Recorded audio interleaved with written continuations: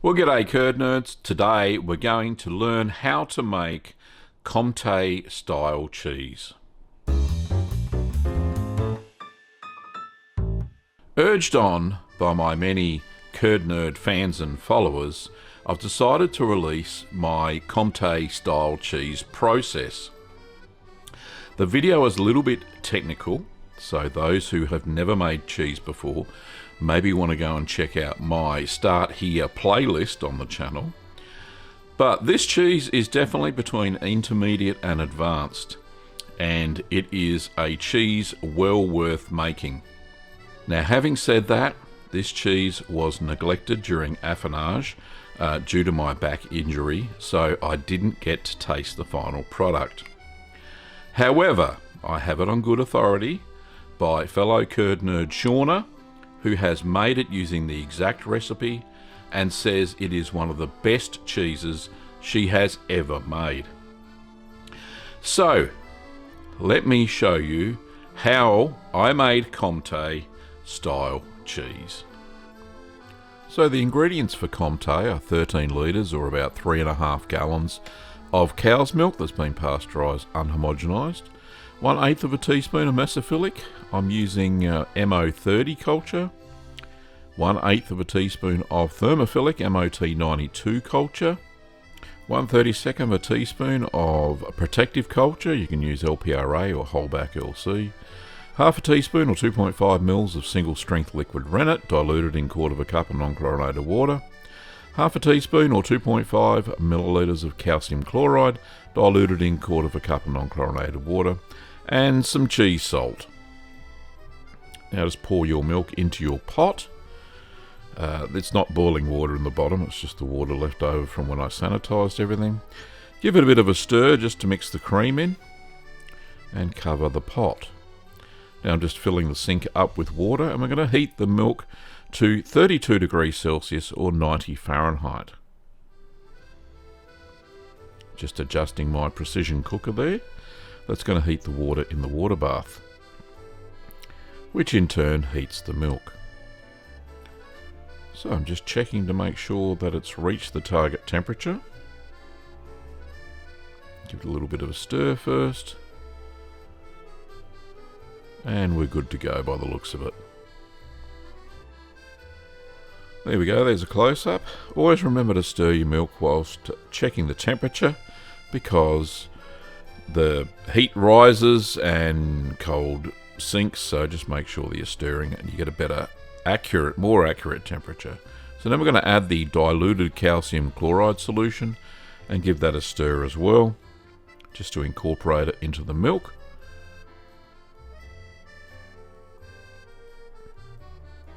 So stir for about a minute.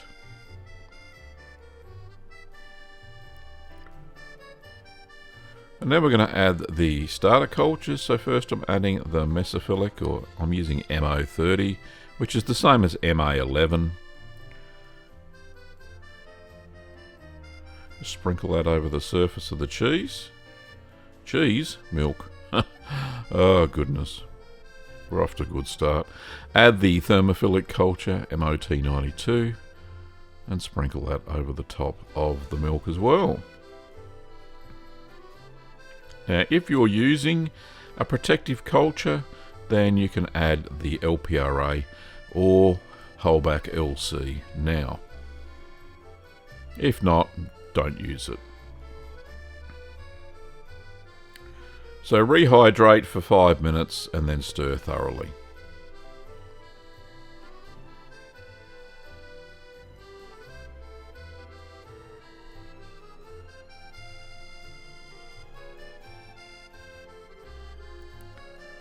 So now that the cultures are stirred all the way through, we're going to put the lid on and we're going to allow the cultures to ripen, or the milk to ripen, for 1 hour at 32 Celsius, 90 Fahrenheit. So give that a stir, because some of the cream would have floated to the top if you're using unhomogenized milk. Just checking the target temperature. I'm a little bit off, but that's okay. Now we're going to add the rennet solution. Just slowly pour that while stirring the milk.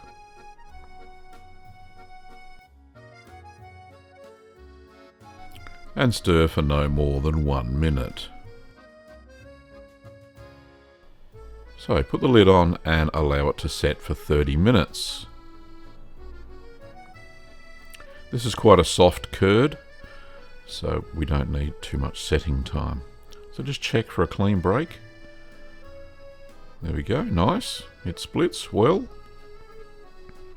Now it's time to cut the curd. I'm going to use my curd cutter and cut the horizontals first, but we're going to cut overall the cubes into 1 centimetre, which is about 1/2 inch.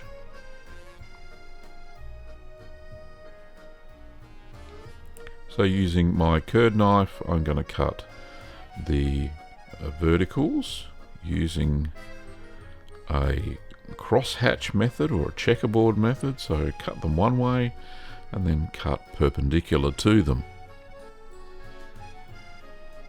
That way we should get some nice even cubes. So pop the lid on and allow the curds to rest for 10 minutes.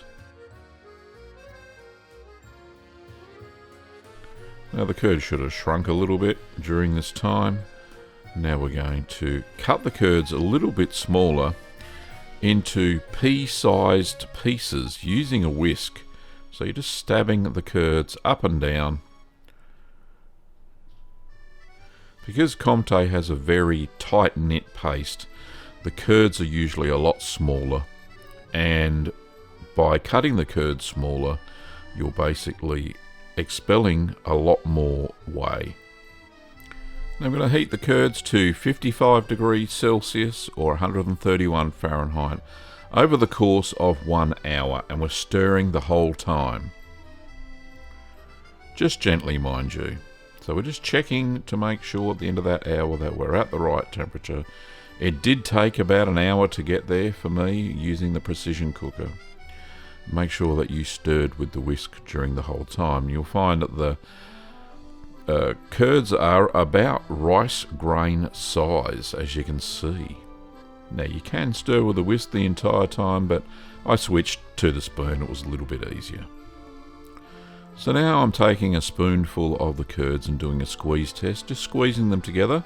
See if they hold together, and then push them apart with my thumb, and that means that the curds are cooked correctly. So pop those back in, pop the lid on, and now we're going to remove the heat and the pot.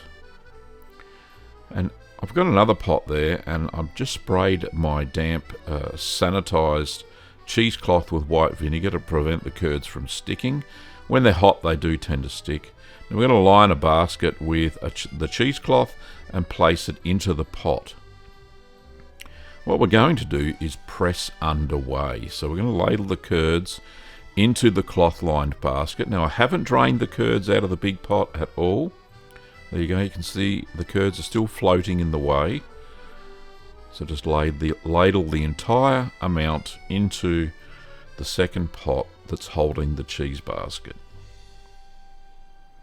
Now this helps consolidate the curds together. Eventually, when I've finished, the whey should submerge the basket completely.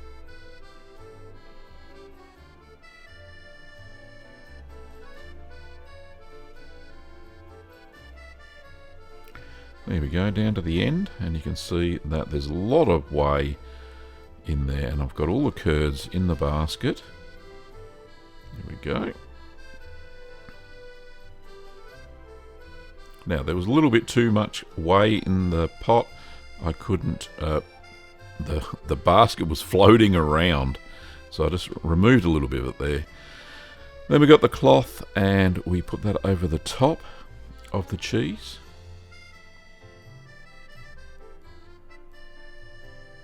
It's a bit easier when you've got it out of the way. There we go. So just fold that over, pop the follower on top, just make that a smooth surface. Pop the follower on top.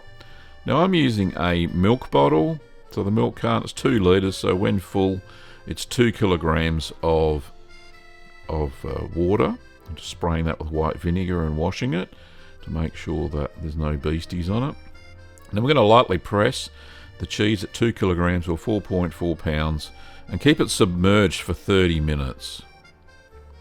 As I said, this will knit the curds together and there shouldn't be any mechanical holes. It's a good little trick if you want a cheese that is really, really tight knit. So I'm just removing that from the pot with the whey. Now you can use that for ricotta, which I did.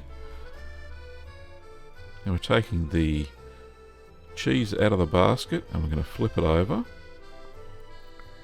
It's fairly well consolidated, it wasn't too delicate, so it was quite easy to turn over. And it didn't stick to the cheesecloth, which was a bonus.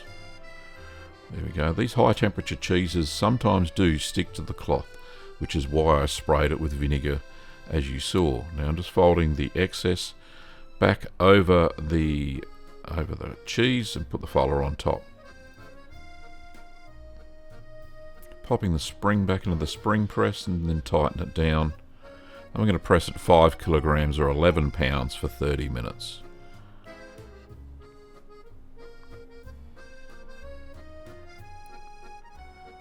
There we go, 30 minutes on the clock. So 30 minutes later, we're going to remove the cheese from the press.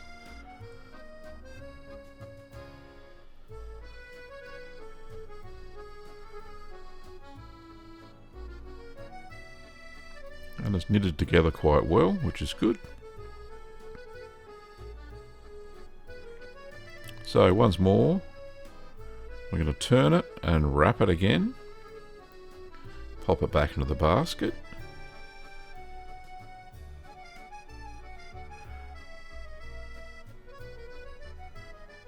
And this time we're going to press it at 10 kilograms or 22 pounds for 1 hour.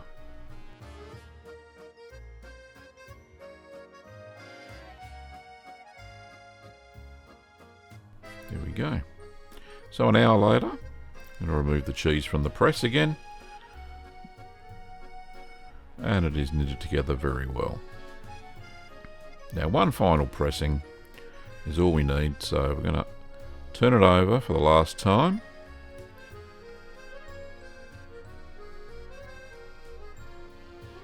And we're going to pop it back into the basket and we're going to press it again. So final pressing at 15 kilograms or 33 pounds for 5 hours.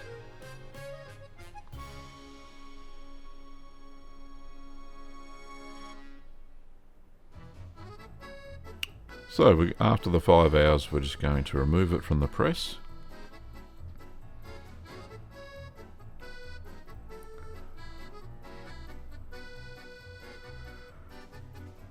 And we're just going to put it back into the follower.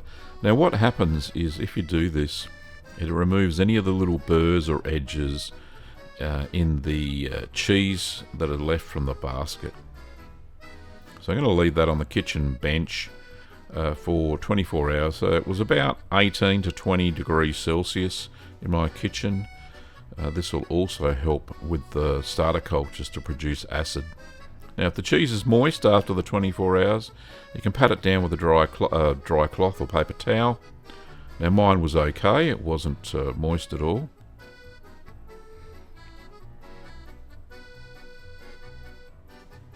There it is, gorgeous looking cheese. Those little holes are actually from the basket. They're not holes, they're just dry bits. Now with a ripening box, we're just going to pop it into the cheese cave at 13 degrees Celsius or 55 Fahrenheit to help it air dry. So the next day I've just laid some foil out on the bench and we're going to rub it with a small amount of salt and a little bit of water to create a brine. This cheese is dry salted, as you can see, although we do add a little bit of water. It just helps distribute the salt over the cheese. So we're going to do it top, sides and bottom.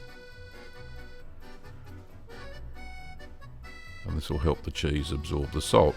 Now return it to the cheese cave, repeat this process for the next 5 days. And I did this religiously to make sure that the cheese was well salted.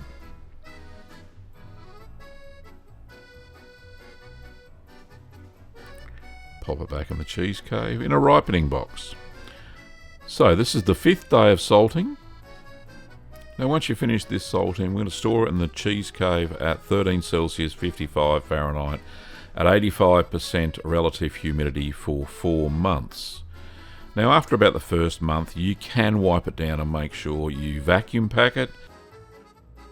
Now turn the cheese weekly as required. Back to Gav. So there you have it, curd nerds. There's no final taste test, and there probably won't be one. So I do want to remake the video in its entirety, including having a taste test as well, but that will be many months down the track. However, if you're really busting to make Comté and you haven't seen a decent recipe for it, this one does work, as I've said in the intro. So there's not much more to do than make Comté for yourself. We have all the ingredients over at littlegreenworkshops.com.au, and you can go and purchase them now. They're all in stock. So if you want to support the channel, you can do that by hitting the join button down below, or having a look at the links in the description for membership to Patreon. Well, thanks for watching, curd nerds, and I'll see you next time.